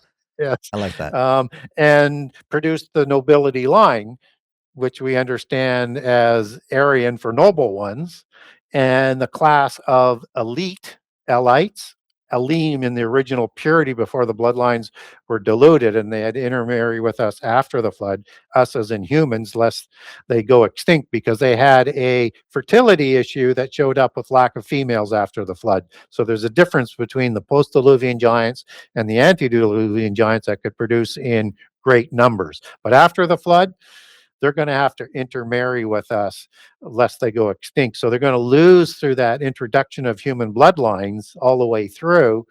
a lot of their size and their original looks and a lot of their abilities, which is why they're going to try and get that back to their ancient state in probably through technology in the end time or through DNA manipulation again. So look for these as the royales to come to power again, or to reassert them in these 10 empires that who also, like the ones we talked about in Psalms 21, in Daniel 2:43 has an interesting passage that's talking about these 10 toes of the beast empires, and the beast empires are all bloodlines of the royales, with using their beast religion of the daughters of Babylon. But in Daniel 2:43, it says that they're going to mingle themselves with the seed of men. That's right. So we get this seed line that is coming through prophecy and through what we see visibly today. So if people say, well, what are you talking about? Well, look at World War I as a classic example. This is an interfamily squabble. So the Hanovers, who changed their name to Windsor in World War I because of the German war, they are first cousins with the Romanovs. Right, yeah. They are first cousins with Kaiser Wilhelm's family and dynasty, with the Habsburgs, with the Bourbon of Spain, with the Savoy Anjou of Italy. They are all intermarrying and first cousins. It's an interfamily war. And they received their realms from the Council of the Gods as descendants of the assembly of the Detanu that we talked about earlier, which was the assembly of the giants, like the Knights of the Round Table or the Lord of the Rings, as we see that sort of come out in polytheist entertainment. So when you see or saw King Charles, who takes his genealogies back to Dracula, meaning son of a dragon. Dragon is a seraphim watcher angel. They keep their genealogies back into prehistory to show their purity and whatever other important bloodlines are grafted in. It establishes where they fit in the hierarchy. When he swore his oath, he didn't swear the oath to the God of the Bible. That's an ancient inheritance right that goes back to the time of the Raphaim giants shortly after the flood and to the Nephilim giants before the flood. It's an ancient ritual that's been passed down through all cultures all around the world, and they swear their oath to a specific god of the Council of the Gods, to a celestial mafia god. That explains a lot, I'd say. I think that explains a lot we see today. Yeah, it's definitely, and it even kind of runs into, of course, the story of America, which was to sort of throw off the shackles of this European ruling class. And then, I think the story was, this must have been about 10 years or so ago. I think it was some kid for a school project went into the family trees of all the presidents, and just turns out that all the American presidents are related to the European royals in one way or another. Yeah. Specifically the Plantagenet, that genealogy went down to, and that's of the time of King John and King Richard and the time of the Magna Carta, understanding that the Plantagenet, through intermarriage of a daughter carrying on and a name change there, just like with the Romanovs from the Puchanan, it's a junior offshoot of the Anjou. And with that genealogy for King Charles, I didn't finish that off properly. It's Dracula is the character in the Dracula vampire. Yes. Yeah. But that character is based on Vlad the Impaler, and that's who I should have taken that genealogy back to, who in turn takes his genealogy back to the Agathri tribe of the Scythians, Indo-Aryan giants that were created by Hercules, who's the offspring of Zeus and a female named Alcmene. Wow. And part of the Gyges bloodlines of kings of Assyria, Anatolia, southern Greece, and Macedon, and places like that. Man, it's just so wild how everything connects in that way. You had mentioned Yeah. the polytheism earlier, and I wanted to relay this story to you because my wife went to a postal annex the other day, just randomly. It wasn't planned in the schedule, but she had a little change of schedule, so she had to run into the postal annex to grab some boxes. And the guy behind the counter was preaching about the Ugaritic text to all the customers there. And he started yelling at all the customers and saying, like, did you know that Yahweh is just one of the gods of the pantheon, and Yahweh's a brother of Baal, and Yahweh or El assigned Yahweh Israel, and all this kind of stuff. And my beloved wife, she just went, "No, you're wrong, you're wrong," and kind of they couldn't really get into it too much, but it's just interesting. It feels like there is.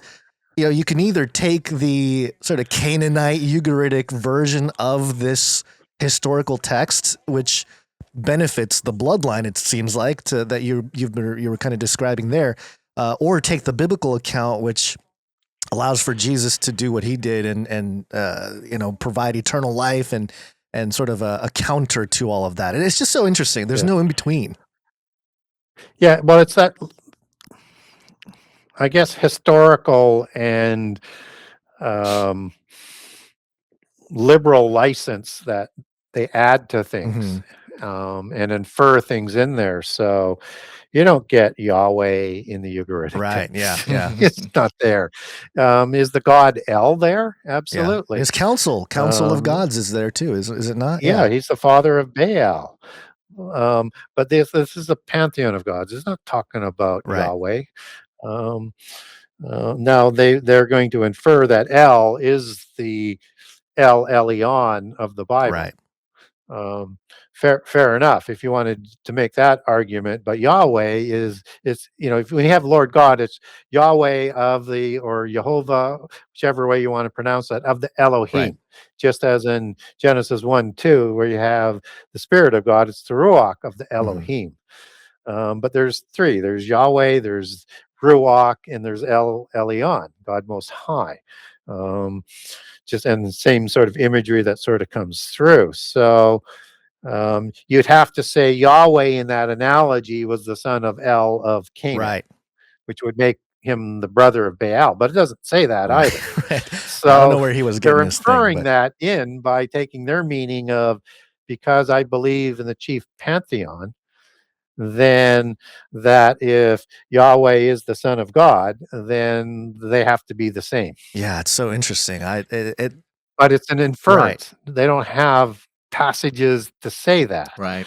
Yeah, that makes sense. Yeah, well, why would you need facts and exact quotes when you could just infer whatever confirms your whatever? I guess he kept saying that they found this in the Dead Sea Scrolls, but that's not what they found in the Dead Sea Scrolls. I mean, I believe the Nag Hammadi. You didn't find Ugaritic text. Yeah, Nag Hammadi was more along those lines. But anyway, there's another thing that I wanted to just run by you.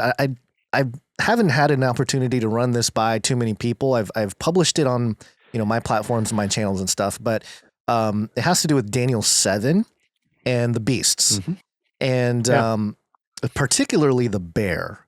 I find fascinating because it's raised up on one of its sides, 3 ribs in its mouth, and of course we think about ribs and the creation of Eve in the context of Eve being created out of Adam's rib. And then, of course, it says that get up and gorge yourself on flesh, talking to the bear. And so have you looked at that in the context of what it might actually be with genetic altering and things of that nature? Yeah, it's really hard to definitively define that allegory that's in there. I just wanted to make sure I'm not trying to be redundant, but I mean, we know the bear is going to be the Persia Medes dynasty. And we know there's intermarriage between the Babylonian beast empire that precedes the Persian and then the Medes. And we know that Nebuchadnezzar is classified as the terrible of nations and one of the terrible ones. So if you want to look at that as as a rib as a specific patriarchal bloodline of some sort. And I'll come back to Eve maybe in a few minutes. And then you have you have Cyrus of Persia, right? So, and he's a significant bloodline. But again, there's intermarriage with the Persians and part of the succession into the Medes, right? So when you get the dynasty of Darius and those kings, as it passes on to the Medes, you have another sort of bloodline that's in there. Now, they would be intermarrying with each other with females from each of those bloodlines, because they would use a female to start a new dynasty because of the genes that they're passing through that creates the source for the Rh negative blood type that associated with it. And there's genes that go back to specific patriarchs of Nephilim and Raphaim and to the gods. So when we talked about Hercules being son of Alcmene, the mother, and Zeus the god, that's the Cretagens, which is KRT in the Ugaritic text, or the island of Crete, because Zeus spent a lot there. So you have an LB gens that I talk about. I won't go through the details of all the gods. You've got like a Julia gens, a Fabia gens, and a few other genses that go back to Romulus and Remus and Ares in the Latin pantheon, and the senators. You've got all of these genses around the world that are sources to that bloodline. So how does that now intermix with Eve? Well, Eve's created from the rib of Adam. Right. And Adam is made from the dust. And in some definitions of Adam to the red clay. So now if we look at that in terms of iron and clay, with those 10 kings mixing their seed with the children of men, as we talked about in Daniel 2:43, you see that there might be an allegory in there that the rib is being used because of the purity of the monarchy on the patriarchal side might be waning, and they're going to take a pure blood, as pure as they can get, female, to refresh that dynasty and start a new one. And there's 3 dynasties there. So how do we get there biblically? Well, the easiest way to go there is the addition to the table of nations in Genesis 10. And the addition comes in Genesis 36, and then First Chronicles, they get combined, right? But in the original version, they're separated. It's help us understand what's going on, because you have the Horim and the Hivim giants that are talked about as the dukes of Seir, the original dukes, as the Elaphim, as the Catholic Encyclopedia describes us, of Elaph as the transliteration that comes down for the elven or the fairy bloodlines, the matriarchal side. Versus the patriarchal dragon side for the allegories. So this is from Seir and the Dukes of Seir, and of one of the daughters of Seir, which is Timnah, a pureblood, red-headed, pale-skinned Horim, is going to intermarry with Eliphaz, son of Esau, to create a hybrid race that's going to go back and live in Petra, where the original Amalekim giants would show up in Genesis 14 and predate Amalek, as he's named, because he's named, after the tribe of giants, and is going to start a new sort of race of hybrids that's going to live amongst giants and to intermix completely together as they come downstream. This is going to be the tribe that's going to try and wipe Israel from the face of the earth, right? And Jacob is the brother of Esau, who's the father of Eliphaz. Now, Esau also marries a Horim giant named Oholibama, and likely starts the Horites versus the Horim branch. And so these are new dynasties that are created, and they're there to help us understand the tribes that are being created that are talked about in Genesis and will come downstream. Wow. So as we move this forward in that seed line, this is going to be part of the bloodlines of the Dukes of Seir that are going to intermarry with the Hivim of the Hurrian dynasty that created the Kassite and the Mitanni, that has bloodlines that would be intermarrying with dark-haired giants from Sumeria, which again would go back to these, what they would call in the Ugaritic text, the Ben Kadim, the sons of the east, of the Olamim, the ancient ones, or Elam, that were in the area that Nimrod intermarried into. So now we start to have an understanding of the intermarriage and the importance of the female. And I can only sort of look at that rib as it has to be some relationship as a mother of a new seed line or a new dynasty, as the allegory would go there. Wow. Okay. I just need to make a point to anybody out there who is maybe just listening on the podcast and not watching. He's not reading this from any notes, by the way. This is coming just straight from the brain of Gary Wayne. I mean, that's an incredible, it kind of reminds me, you're trying to read through the Bible, you get to Numbers or something, and you get to all the begats, and you can kind of go a little cross-eyed until you have it kind of explained to you just how important and essential all those begats really are. And in this case, it's really fun because we're in a time and we're in a culture, at least a sort of online culture, where, they call it Nephilim pilled. Have you been Nephilim pilled yet? And you got to come to the realization that, Genesis 6 has this interbreeding of the sons of God and the daughters of men. And it takes you a little bit and you go, oh, okay, so this kind of explains everything. But then there's a whole nother level. Being Nephilim pilled is only step one, and then opens up this entire universe of the family trees that kind of invade every aspect of our lives that we have today. And so, look, we're taking it next level, folks. This is next level Nephilim pilled for anybody out there just catching up. Now, what's interesting with the passage that you have up there, notice that in verse 8, it's got Amraphel, king of Shinar. So within that, you have Raph, which is Rapha, and El for an angel or a god. And you could also use Am as in Hebrew for a people or a race. So when the four giant kings, and they're giants, the Ben Kadim that I mentioned, that the Ugaritic text is talking about, and these are of the east, and they're going to invade the covenant land in the greatest war since the flood. This is, in the time of Abraham, and Abraham's going to rescue Lot at the end of this war. We're in Genesis chapter 14, by the way, for anybody following along. Yeah. And what happens is, this is the time of the third dynasty.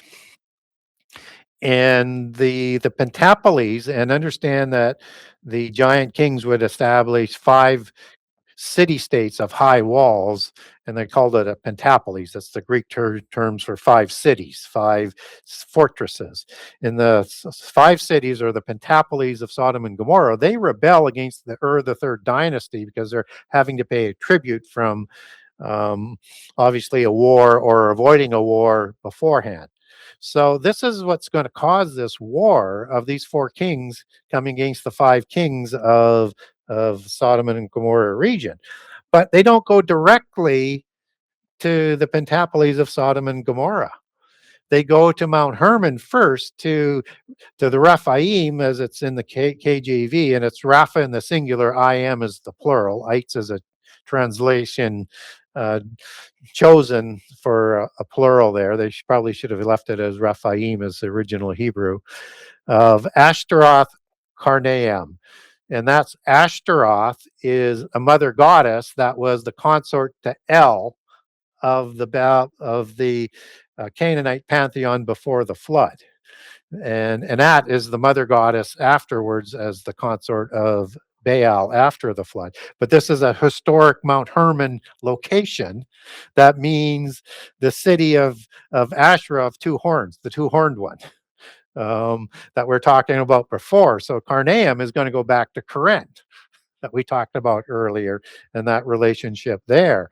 And they live in the Bashan Mount Hermon region. They attack them first, Interesting. not Sodom and Gomorrah, which Yeah. is interesting. And then they go to the Zuzim in Ham. Well, that's not in Ham, but Zuzim were also in Ham. But there's different groups of Zuzims and Zuzites, and and Zuzite would, and when I use Zuzim, that's how they're described as giants in Deuteronomy 2, but they're sister branches, right? And so these are ones that were likely had moved to Ham. I don't believe they went all the way to Egypt here, because the Zuzim and the Emim were just south of Mount Hermon, east of the Jordan River, and so they took them out next.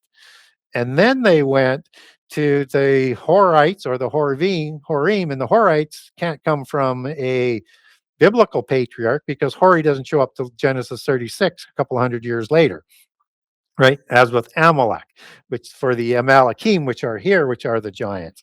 Again, Bible doesn't contradict itself. You have hybrids and giant races that you have to account for in this sort of history.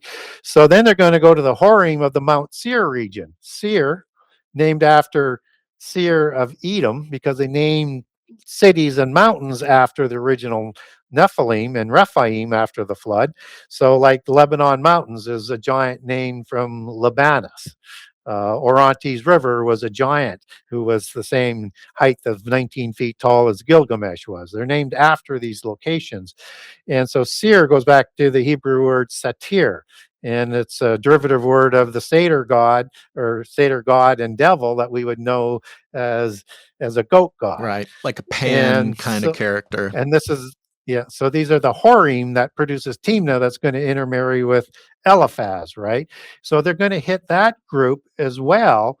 And also with the Amalekim, which are the Amalekites, they should be probably translated as the Malakim there, because this predates Amalek by the same amount of years, right? So this is an Eastern alliance that's mentioned between Raphaim and Mount Hermon, down through Moab and Ammon, where the Zuzim and the Emim would have been, and then into the Edom area in Saudi Arabia, below where Sodom and Gomorrah are, where you have the Seir, and then Petra would be the location for the Amalekim.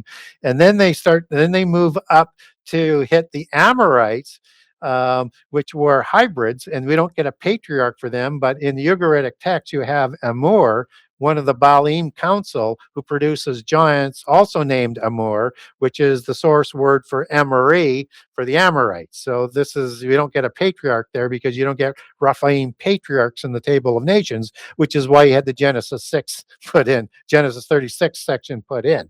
And we don't get Rapha in the Table of Nations, and we don't get Arba for the patriarch of the Anakim, to give a couple more examples on that. So then they take out the Amorites, which was the most warrior, blonde hair, blue-eyed. So obviously by the hair color of the reliefs and the eye color, they're going to come either from the Malakim or the Anakim, or both, in terms of being hybrids, where you would get that patriarch from. And so then they take the Amorites out, which were the most powerful branch in the south, next to the Canaanites. You have Amorite and Canaanite like a generic term that can also be used for all of the Canaanite branches in the covenant land. Whether or not it's Hittites or it's Sidonians or Amorites, they're kind of used interchangeably and specifically. This is specifically for the Amorites, because it's the Canaanites that are intermarrying with Rephaim giants and the Pentapoles of Sodom and Gomorrah that are different. Just as in Jerusalem, you would have Amorites and Jebusites. Jebusites also goes back to a patriarch Jebus that we don't get in the Table of Nations as well. So another patriarch. So they took out all of those other giant nations before they go to Sodom and Gomorrah. Wow. But they don't take out the Central Alliance. They don't take out the Northern Alliance. And those are the wars that Moses and then Joshua are going to fight against those alliances downstream in the time of the conquest. They only took out the giants that were protecting the Sodom and Gomorrah Pentapoles. And Sodom is thought to be, by its inference in Jude and Second Peter and other locations, to be the location where giants were recreated after the flood. Yeah, right. So- If anybody was wondering, I mean, it's so interesting because, again, you're Nephilim pilled, you learn about Genesis 6, but then you keep going all through Genesis 14 and beyond. And again, when you're reading it, you're going like, okay, there's all these guys and they're kind of moving around and they're fighting each other. But what you see is sort of this, I don't know, to put it one way, a sort of geopolitical history that sets up the, like you say, the sort of bloodline monarchical hierarchy that then becomes kind of part of the central, or at least one of the central storylines of the entire Old Testament. You know, this setting up the Sodom and Gomorrah instance, where again, before you get Nephilim pilled, you're like, oh, okay, Sodom and Gomorrah, they were gay or they were mean or they were inhospitable. So God blasted it with, you know, Fireballs. Comets from the sky. And you're kind of like, well, that's kind of seems like an overreaction. But when you actually read through the history, like you're saying here, and you know what you're reading and what, you know, in the context of the presence of these bloodlines, giant, you know, DNA battles, basically, you can read this sort of step by step of how God brings his people through fighting this sort of cosmic eternal war for the cohesion of humanity, like the humanity's DNA, fighting this corruption that has gained so much political power in the time. And then, like you say, the inference, or at least the suggestion by this history, is that in Sodom and Gomorrah, they had made a practice or a culture around this continued and celebrated corruption of the image of God, the human DNA. And so God, the language is relatively clear there, where it connects the crimes of Sodom and Gomorrah to the fallen angels at the time of the flood. Right? Yeah. And then it actually has a word, strange flesh, in there in the KJV. Right. And as you take that back to the Greek, I think heteros there, if I've got the word correct, doesn't, you know, as in strange flesh. This is not strange. This is a different species. Yeah. If you understand that in the Greek, there's something different going on. So are they wanting to have sex, homosexual sex there? Maybe, maybe not. But what they do understand, because they have a Raphaim king, Right. reigning over them, what they would understand, and they understand that the giants were created there, and how is, are they wanting that angel, who is now recognized as an angel and as judges as they go there from visiting with Jehovah of the Elohim, who makes himself into a physical being as well, that Abraham first doesn't see the three as who they are, angels and Jehovah, but as men, but they can make themselves visible as well as an often forgotten part of the Sodom and Gomorrah story is the whole thing happens because the people in Sodom and Gomorrah were looking at these two angels, drooling over them, probably knowing exactly that, hey, this is some of that good, you know, angel DNA. We need to get that good angel DNA. They would have an understanding that the angel could take another form, because they can take a form of gender, just as fallen angels can take a goddess level or a god. Like they choose that form when they make their own oikotarian. So they're either saying, I want them to breed with our daughters, or we want them to change into another body so that we can create new giants. Whatever the case may be. Yeah. And I mean, it's a violation against the laws of creation, which is why it's so disgusting. Yes, it's described, you know, the other interpretation is an abomination, but it doesn't rise to the same level of punishment. Which sort of brings us to today. And, you know, we're going to need to land the plane here. I want to be respectful of your time, but I think this is a perfect way to bring it around because, you know, in the times that we're in now, we're looking around and we're going, oh, geez, things are looking a little as of the days of Noah. And with sort of without this correct reading of what happened in Genesis 6 and beyond, and the understanding of what exactly is this abomination. It's not simply, hey, there's people doing stuff that I don't like in their bedroom or something, although lots of things can be related.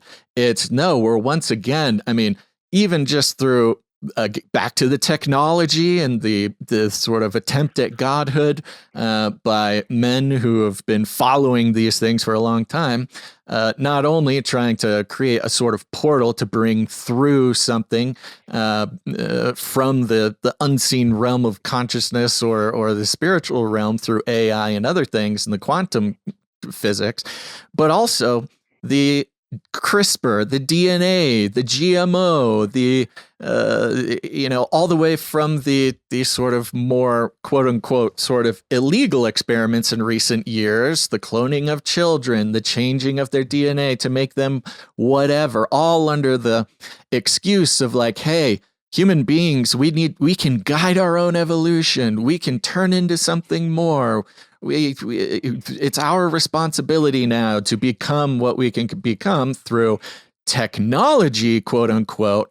And that word technology, quote unquote, has lots of people fooled that just because it's technology means, it doesn't have anything to do with the spiritual realm. It doesn't have anything to do with all this nonsense. And, we look around and that's why we see it. And it plays a part in almost every corrupt thing we can see going on around the world here, Gary. I mean, this is a thorough explanation on what should be informing the way that we're perceiving events around us. I mean, is that, am I taking a correct big picture view of what we've talked about today? The only way we can understand the geopolitics of the world and why things happen is to understand how the world is run. Yeah. And if we don't understand prehistory, we don't understand how we got here. We don't know who's ruling this world. And for people who would say, well, what's how do we know there's a council of gods? How do we know the royals received that divine right to rule? Well, whether it's all true or not, from a application perspective, it's irrelevant because it's not what we believe. Yeah. It's what they believe and Right. what they're doing with that. Exactly. So whether or not they're actually descendants or not doesn't really matter. But that doesn't make it true that the invisible ones don't still rule this world through their spurious offspring. We Yeah. actually have to sort of look at that in a very realistic way. So the best way to explain it is this: Satan sits above that council of gods because he counterfeits everything. Right. And so it's like the council in heaven that Satan fell from on the mountain, on the holy mountain. So that's why you have to have a holy mountain like Mount Hermon, which is the not the original name. It would be Right. Saphon, it would be Sion, Sirion, Shanir, all different names. And the name Mount Hermon comes from Haram, a few different words that's used there for curse or accursed, because that's where the accursed oath to create the giants from was taken, both before and after the flood, if there was another oath. But when Jesus was first here, and before he sets out on his commission, he goes to the desert and he fasts for 40 days and he's in a weakened state. And Satan shows up to him. And what does he do? He says, if you bend your knee and follow me, I'll give you all of these empires of the world. And he shows them all the empires of the world. Why? Because he has authority over those for a period of time. And until the end time occurs, he still has that authority. And he sits over the council of gods that's talked about in Psalms 82. Yeah, right. Who rule over the 70 nations, which are listed in the table of nations in Genesis 10 and First Chronicles, and are also numbered in Deuteronomy 32 by the sons of Jacob born in Egypt. In Exodus 1:5 are 70 sons. And in there you have these 70 nations ruled by the sons of Israel in the KJV. In other translations, you may see angels or you may see sons of God. That is not a conflict because, and I'll show this in book 2, just as I show a lot of the other information on the giants we talked about today in terms of the war and and how they get their names. And I won't go through all of that again, but Yeah, in well, I my was book, going to I'll cover say, off. before Yeah, we it's a go big, here, we're going to want to yeah, make sure to let people know where to find yeah, your books, because, of course, this is a great crash course, but they're going to yeah, definitely want to dive into your books, both your yeah, fiction and your nonfiction. yeah. And as we get to, before we thank you for your time and let you go, what I love where you're taking us here in the next minute or so is the ultimate victory that's sort of already decided if we can understand the details, or not even if. The fun part is understanding these details. Exactly. Yeah. Yeah. Yeah. And so that word Israel there is a compounded word. It's a title that's given to Jacob, right? And so Deuteronomy 32 is also a prophecy for the end time, but it's unique because it has important prehistory there. So it when you see in the Septuagint or other translations where you might have angels or sons of God, understand Israel is a compound word and a title given to Jacob. Mm-hmm. Israel ends in El for God. Mm-hmm. Sarah is the first part that can mean a prince or a ruler. And so this should be translated there as, Ben Sarah El, which means sons of the ruling God, Yeah.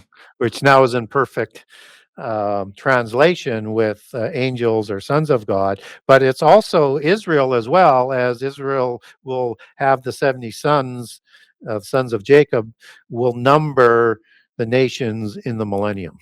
Yeah. Wow.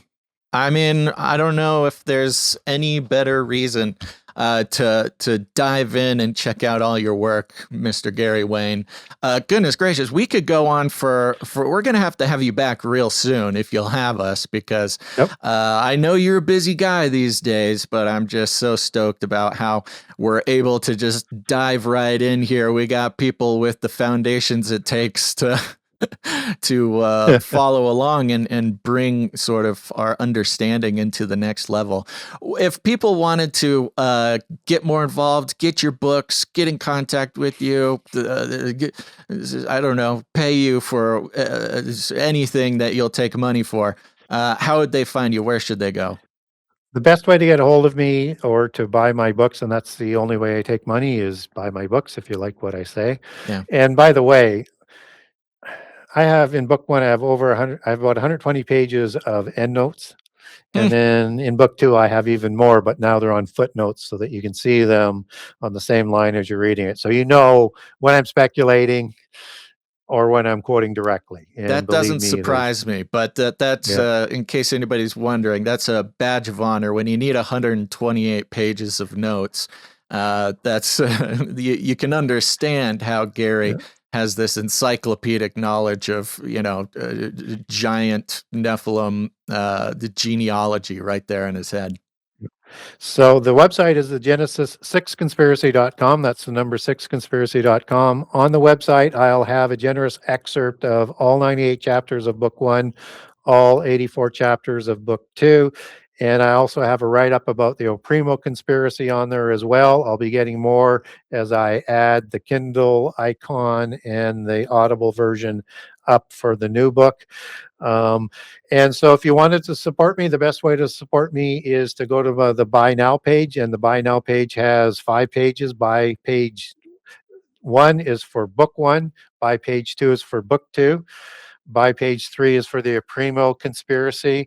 Buy page 4 is the bundling for books 1 and 2. Buy Got a page bundle. 5 is bundling for all 3. Got a bundle. Because my research is on display all the way through on the Oprimo Conspiracy. So, and people ask me a lot of times, which one should I buy? If you're not knowledgeable in the Bible, you buy book 1 and then buy book 2.